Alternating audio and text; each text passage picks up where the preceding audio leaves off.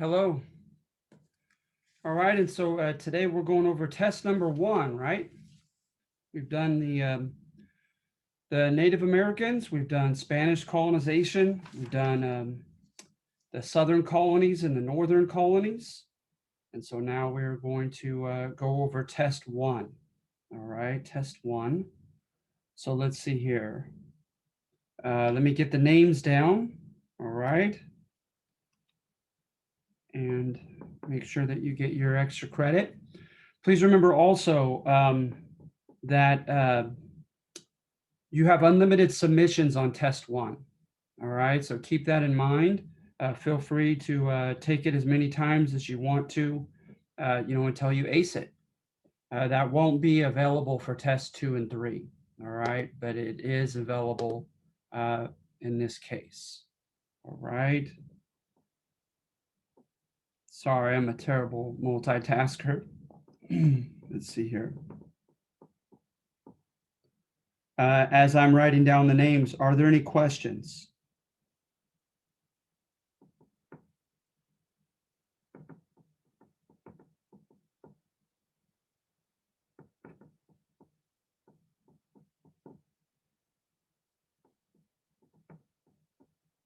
You guys are a quiet bunch. That's okay. All right. Also, I want to let you know that we are going to, that I'm going to be on top of the assignments very soon, possibly this afternoon, begin correcting them. And I'll give you some feedback, okay? So I'm going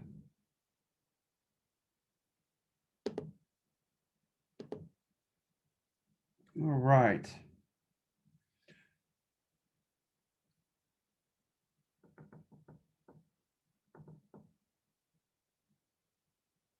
All right. I think the feedback on the book, it's a Yes. really awesome read. It reads almost just like something I would read for fun. So I Good. appreciate that. Good. That's great. Yeah, I really mean everything to complement one another in my class. The argumentative sections, right? I'm giving you a step ahead if you were a history major as to what lies ahead. I'm trying to get you to critically think and maybe make it a little bit more useful and interesting. But I still want to give you, a basic chronological framework, a chronological context to what we're talking about. And so that's why I use a book and have you take some quizzes out of that book. So I hope they complement each other relatively well. Letitia, you need some feedback. Can I help you?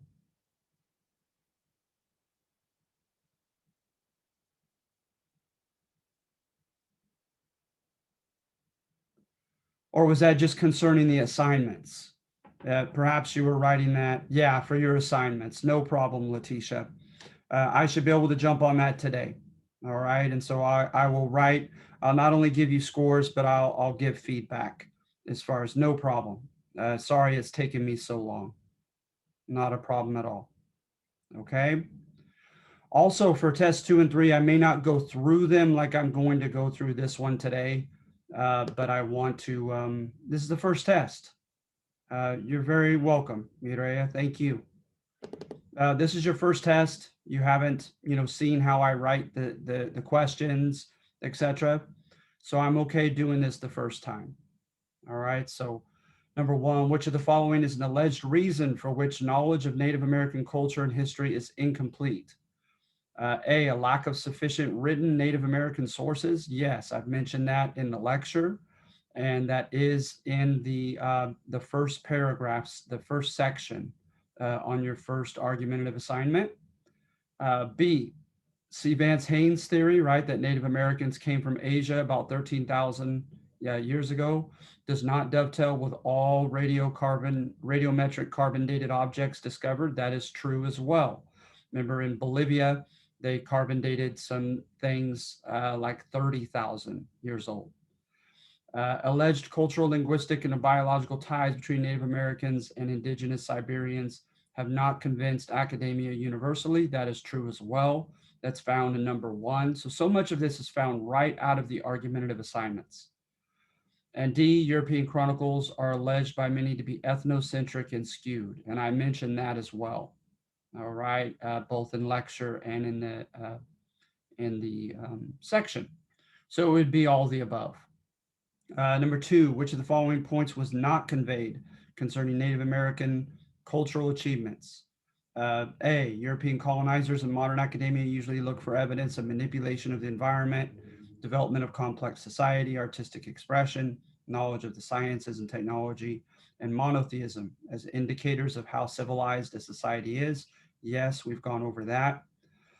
That considering the isolation of the Americas, the natives' Neolithic or farming revolution or new stone tool revolution was relatively early in some places. Yes, that's found, and I cited the book 1491. C, that evidence for alleged signs of civilization within future U.S. territory appear earliest in the American Southwest amongst the Pueblo. Yes, and the Mississippi River, the Adena. Or D, that the Plains tribes met criteria for civilized status first, chronologically, within future US, and that is not true. So that's the one that you would choose. All right. So don't get confused, okay, on a handful of my questions. I'm actually asking you to look for the wrong option, right? The one that is false, that does not fit. Number three, what was mentioned is common cultural traits shared by many American tribes despite their diversity. Remember, this was on the very last section. Again, so many of my questions and answers are found right out of the argumentative assignments. And most of the time I allow, especially on the first test, I allow students to have open notes and to have their argumentative assignments there with them. And of course, I can't stop you from doing that online. And so, go ahead. A religious tendency toward animism, shamanism, polytheism, and pantheism. Yes, that was mentioned. Technological knowledge of mining minerals in some places. A common cultural trait. I don't think I would go that far, but yet they did. Let's see here. C, development of military technology superior to that of the European colonizers. No, right? Let's see here. So what was mentioned is common cultural traits, despite their diversity. Let's see here. Failure to engage in sedentary farming? No, of course.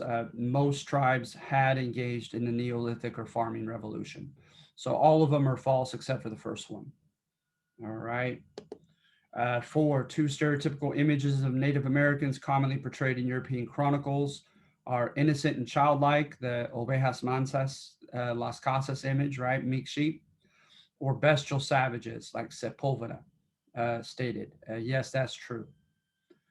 Five, even by today's standards, Spanish colonization of the Americas was democratic, pluralistic, and tolerant. No, number three on your second assignment states otherwise, right? That it was rather hierarchical and inequitable by today's standards.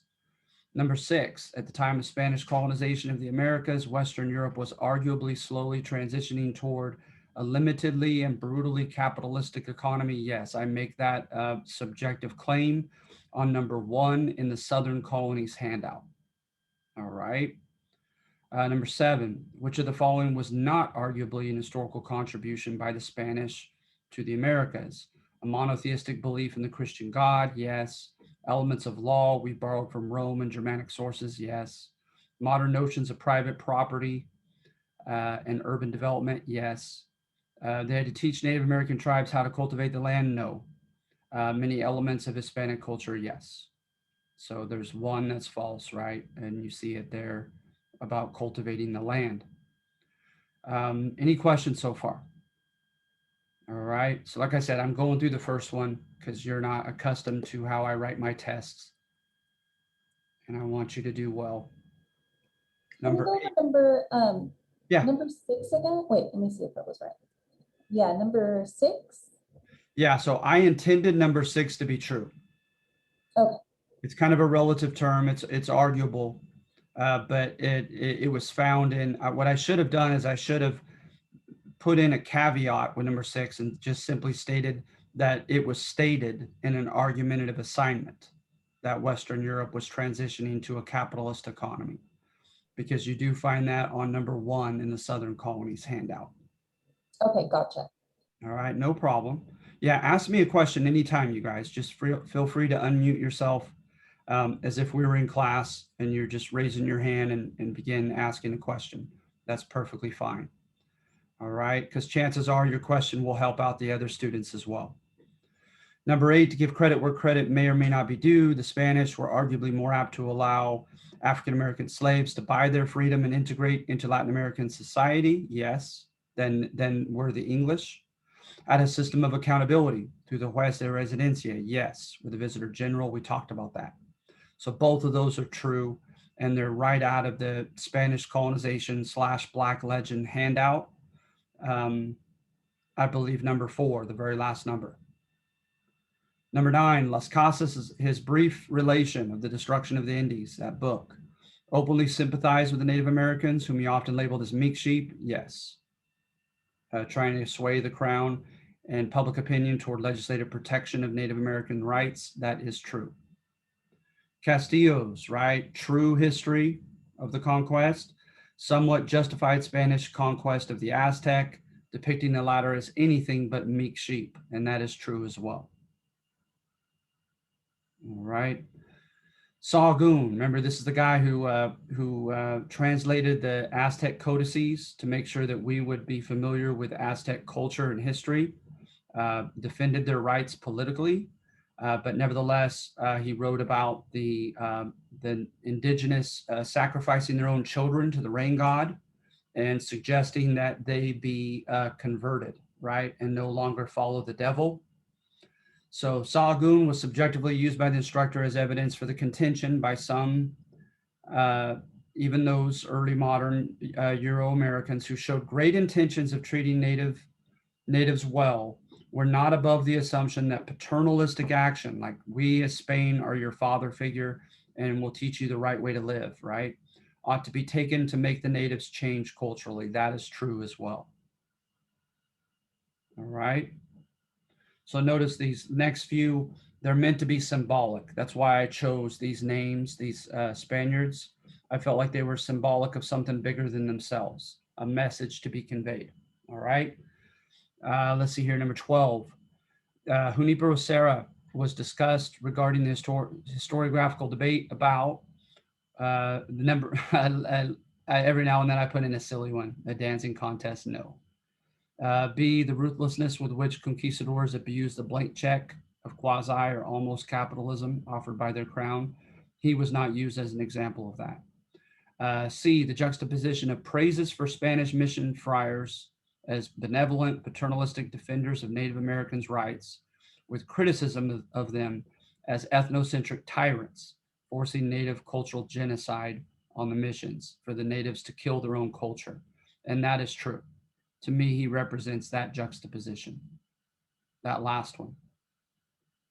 All right, number 13, Don Juan de Oñate was subjectively mentioned in class as a perfect case challenging the Black Legend. Remember, the Black Legend is that the Spaniards provide a modern anti-model. So did he challenge the Black Legend? And that multiculturalism and democracy were highly respected and frequently practiced in his Spanish New Mexico? No, I conveyed the opposite.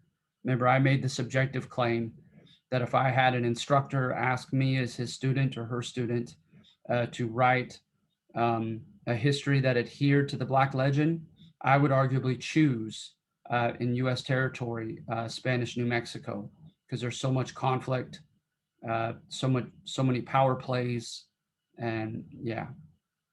And so a lot which would support, not challenge, the Black Legend. Number 14, which of the following does not constitute a region of modern US? And remember, we talked about that. Nothing was stated about Massachusetts or the northeastern section, that last one. So you're looking for the wrong one again on that one. Number 15, which of the following was not mentioned in characterizing Spanish colonization of the Americas? The Spanish colonizers were, by today's standards, religiously ethnocentric. I think by today's standard, you could make that claim rather strongly. Remember that through the Alexandrine papal bulls of Pope Alexander VI, they were mandated as Spanish Catholics to convert Native Americans. Some of them did so through things like the requerimiento, the requirement. They were given 24 hours to accept Roman Catholicism or have holy war declared against them. B, Spanish authorities generally intended the Spanish Americas to be hierarchical. That comes straight out of the argumentative assignment number 3 of Spanish colonization. Yes. C, the Spanish colony of New Mexico was depicted as anomalously or out of the ordinary, tolerant and democratic. No. Again, that one's false. All right. And then D is true as well. We've already mentioned that. So I'll especially give you these out of the textbook in case you don't have your textbook yet. But remember, for test 2, I might possibly leave the textbook, and for sure on test 3, I'm going to leave the textbook ones up to you to open up, find it in your textbook, and answer accordingly, okay? But some of you may not have yours yet. The textbook illustrates how French colonization exercised an influence disproportionate to their numbers, largely because of their relationship with Native Americans. It cites as an example French intrusion into the Native American fur trade. That is true. The textbook does cite that. Number 17, the textbook claims that rigid royal Spanish policy stifled economic development in the Americas. That's a subjective claim, but that is true. You will find that in the textbook. I believe it's chapter 1. Number 18, a section from the Southern Colonies handout contends that colonial Virginia afforded an economically and politically equal playing field for all English colonists.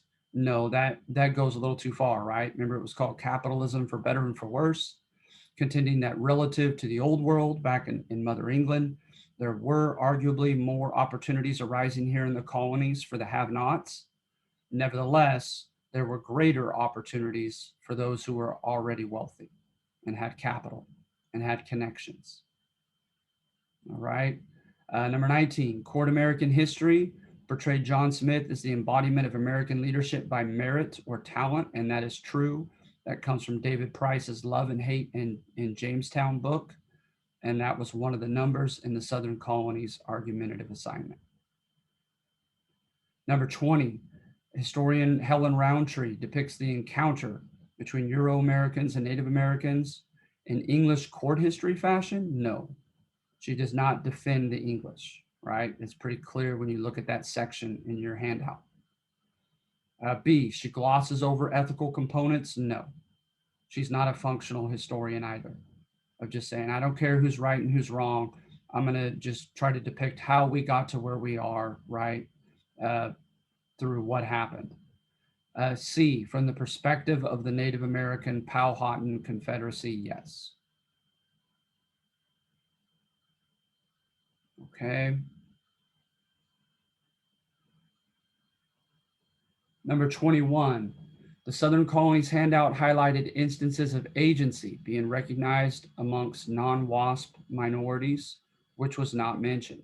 So remember, agency is groups like African Americans, Native Americans, women, right? They sometimes, they grew discontent with conflict history. Conflict history, right, just showed how they lost socially, politically, and economically in history, and tries to elicit our compassion, right, and our empathy for them. To them, they didn't want it to stop there. They felt like that was a bit condescending. They wanted to demonstrate how they, as demographic groups, made decisions that mattered, that changed history. That's what we mean by agency, that they were moral agents whose decisions mattered. All right. And non-WASP is not white Anglo-Saxon Protestant men. Oftentimes in conflict history, the demographic that is villainized as the bad guy winners. So A, the Powhatan Confederacy's leadership arguably could have easily wiped out the small original English settlement. Yes, at Jamestown. That was conveyed in your argumentative assignment. So much from the test comes right off those assignments. B, the Huron and Natchez natives evidently made demands upon the French colonists. That is true. That's also in a number toward the bottom of the Southern Colonies handout that you'll find. C, African American slaves taking advantage of an acute need for their labor. Yes, remember that was called Black Majority, the name of that book that was cited.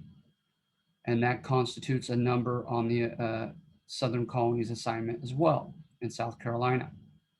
D, there is not a single section which I intend to rectify on women. So right away, you know that D is incorrect You're not going to find a section on women in the Southern colonies handout, acquiring their political and economic rights early in the Chesapeake. All right. So D, in a sense, you can make that argument. So notice it's not necessarily that it's not true, but I'm asking which was not mentioned in your argumentative assignment. And that's the one that was not. 22, Alan Brinkley, who writes textbook, contends in the book that the Spanish's command over Indian labor did not fully meet the demands for labor, so they opted for African slaves subsequently. Yes. And that's just a coincidence, by the way. I had forgotten that Alan Brinkley adhered to the economic thesis when I chose to present the economic thesis for slavery as well in my Southern Colonies handout. That's just a coincidence. But yeah, as opposed to racism, right, being at the origin of it. Then we have number 23. Which of the following was mentioned as factual support of the thesis that slavery was not a racist but practical and convenient institution? Diminishing numbers and reliability of white indentured servants? Absolutely. That's in the section.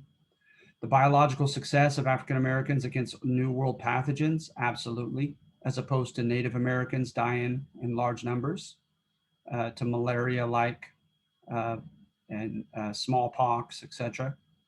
African Americans, their bodies fought that off much more successfully.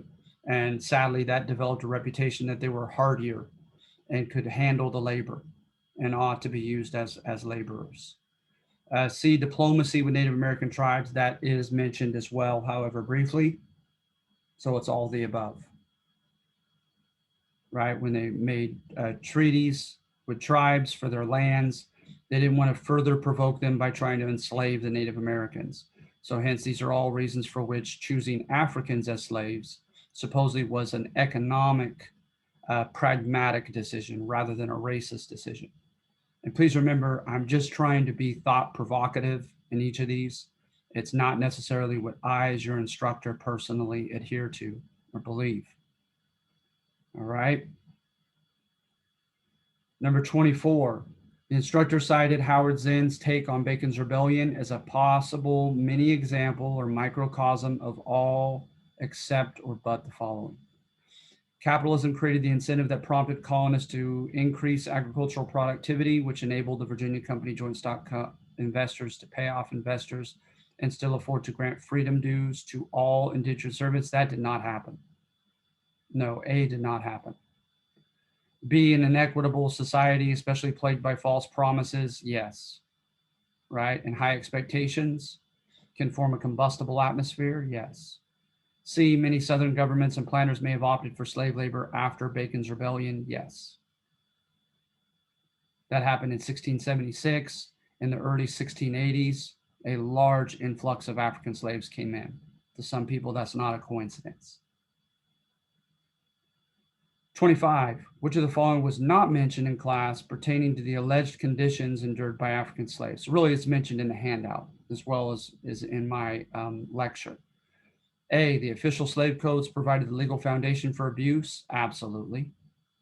B, Fogel and Ingerman's thesis that slaves' conditions were not so terrible because it was in the best economic interest of their masters to keep them healthy and strong, has withstood scrutiny from other historians very well? No. Right? I tear into that in my section. C, Madam's diaries, historical notices in newspapers and almanacs, excavated skeletal remains suggest that slaves and their masters and overseers often had hostile relations that often rendered slaves victims of torment. Absolutely. So remember, you're looking for the one that was false, and that was the second one. Number 26, French Louisiana is a fit. Does someone have a question? Just let me know if you do, okay? Number 26, French Louisiana's official and unofficial defiance of old world mercantilist restrictions upon opportunities for non-nobles was depicted in the Southern Colonies handout as having emanated from genuine egalitarian idealism of her leaders? No. Remember, it stated the opposite. in the handout that it happened organically and almost happened haphazardly, not as an overtly planned, framework for people to follow. Number 27, the French were depicted in the Southern Colonies handout as having greatly abused their strength in numbers. No, just the opposite. That the Native Americans took advantage of the French and their lack of sufficient men and resources, and hence demonstrated Native American agency. 28, the author of Albion Seed, David Hackett Fisher, suggests all the following except, I wasn't sure in the past, so I don't know if I have that on the online test or not to choose C. That was from a previous semester, because I don't believe I had gone over this prior to them taking the test. The demographic that was able to establish first effective settlement of each region, determined its folkways and its likeness. Yes, that's his central thesis. B, that the South's seigneurial economy, its elitist and chivalric culture and other folkways were primarily a result of gentry class first effective settlement in that area, especially Virginia. Absolutely. C, that most English immigrants to the Southern colonies in the 1600s were liberty-loving, egalitarian Democrats. No way.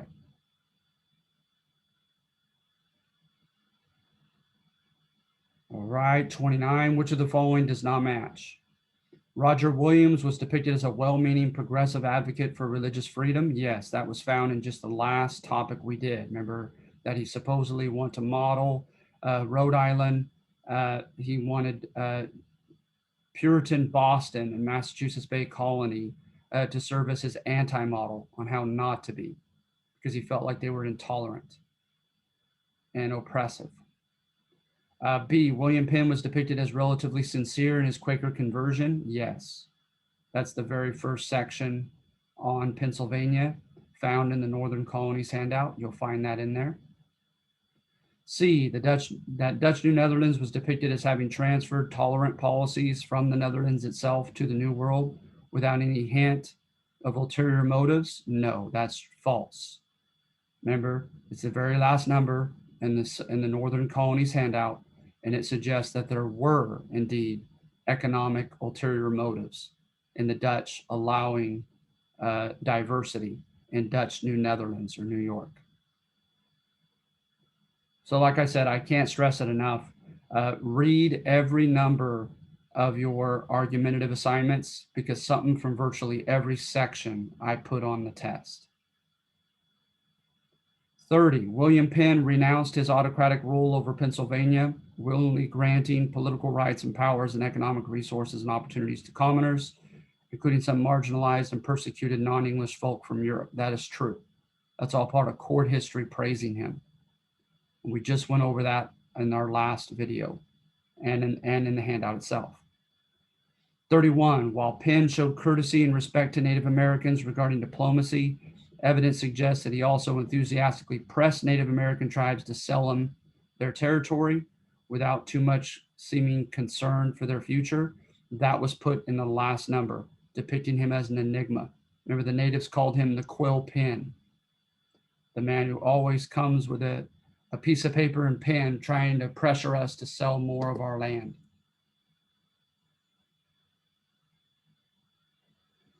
32, coverage of the New England colonies entailed the concession that some of their institutions were relatively democratic and progressive. Yes, that's found in number 1 of the Northern Colonies handout. Number 33, class coverage of New England colonies conceded that Puritans could be overbearing or tyrannical in demands for conformity in the midst of their angst-filled covenant notion, and they could be downright imperialist bullies in their foreign policy, especially with Native American tribes. And that is put in the next section, in the second section. That is true as well.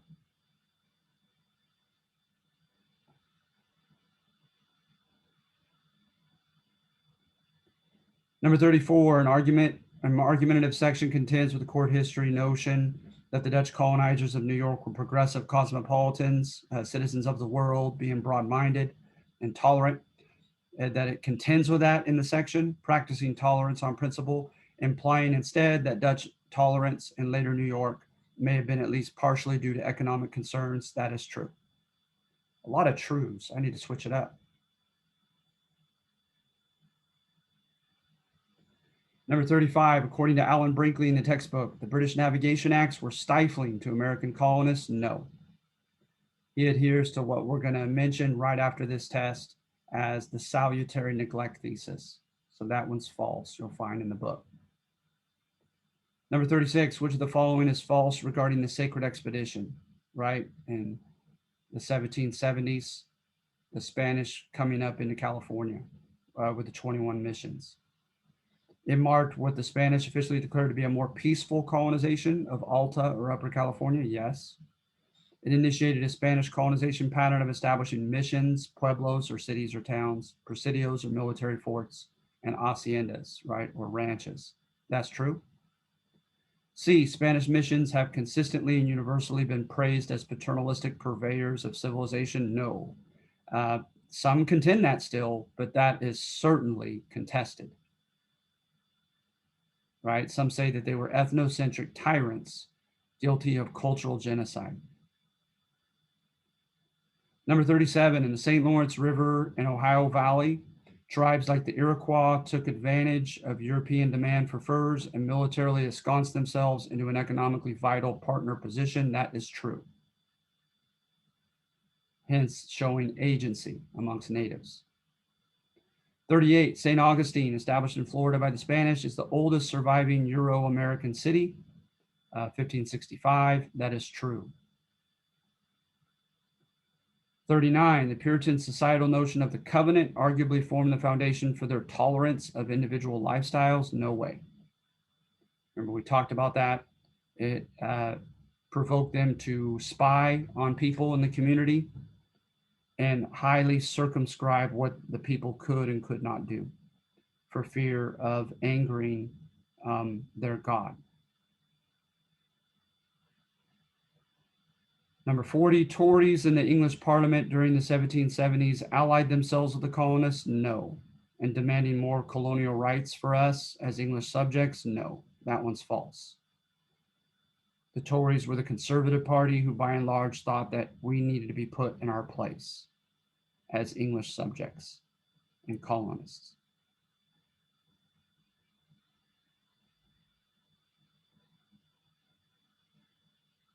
All right, so are there any questions? I just literally went through the test. Again, I probably won't do this for 2 and 3. I'll probably be a little bit more generic and general.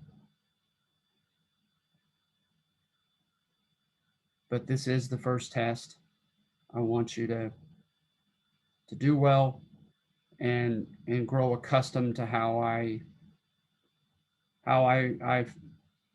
the format with which I create my tests.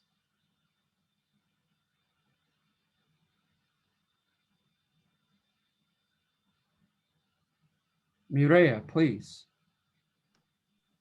Are the quizzes similar in the format? They are. Yeah, they're a combination of multiple choice and true false. That's absolutely true. Okay. All right, thank you. No problem. That's a good question for everyone else to know.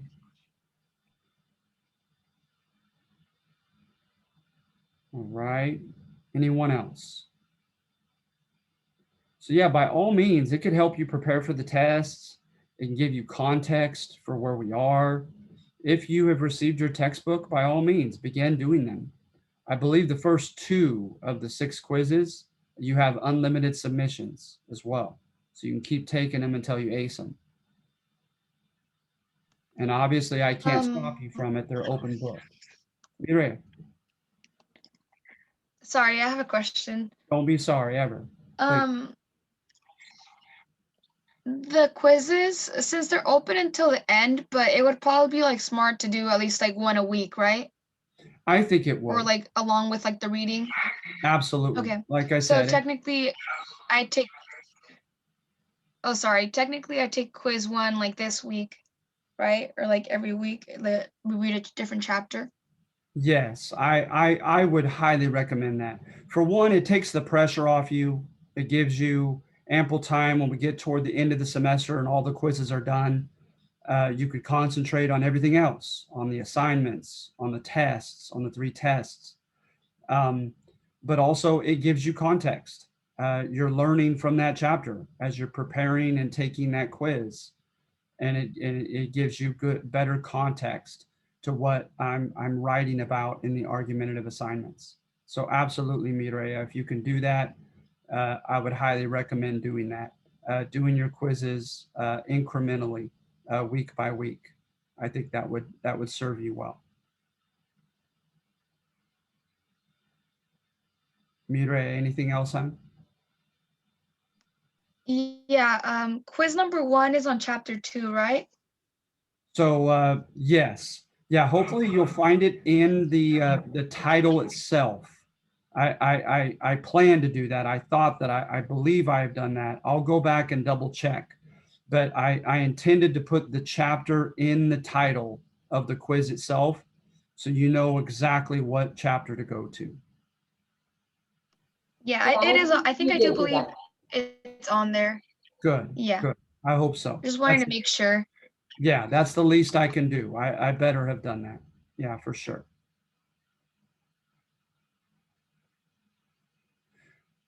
All right, and so like I said, I will be getting on to your assignments very soon, and I'll provide you feedback. So then that will take away, I would imagine, any anxiety that you're feeling like, okay, I think I'm doing well, but I don't know exactly what the instructor is requiring and expecting.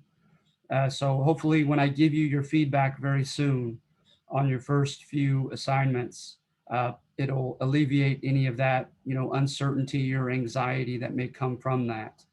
And you'll feel more comfortable here on out doing these argumentative assignments. Like, okay, I know what he wants.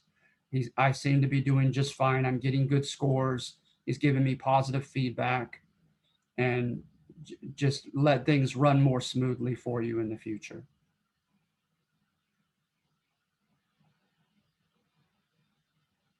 So are you ready to ace this test?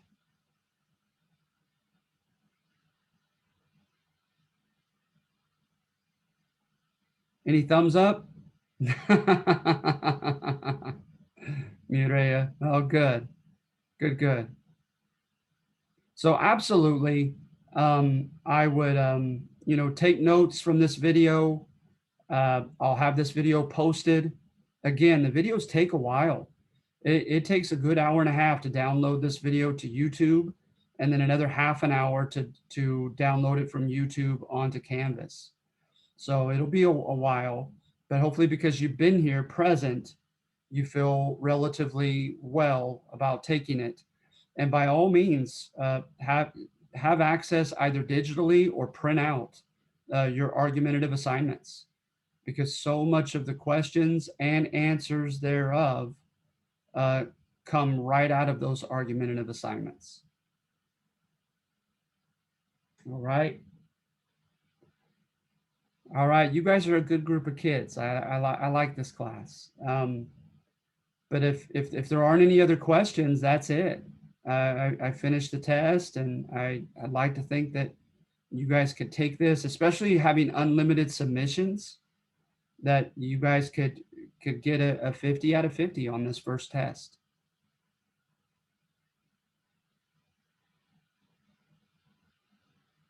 All right. So before I say goodbye, any last minute questions or comments?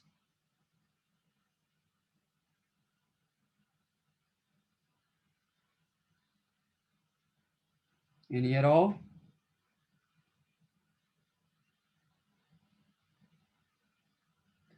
I noticed, so there are 9 of you, and I had 8 at the beginning. Let me make sure I have all your names.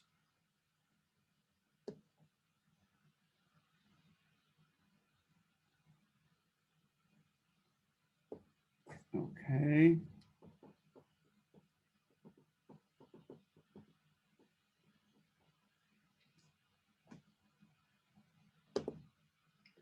All right, so that's it, everybody. You guys have a great weekend, okay? Be safe, and kick this test butt. You can do it. Bye, thank you. All Thank right, you.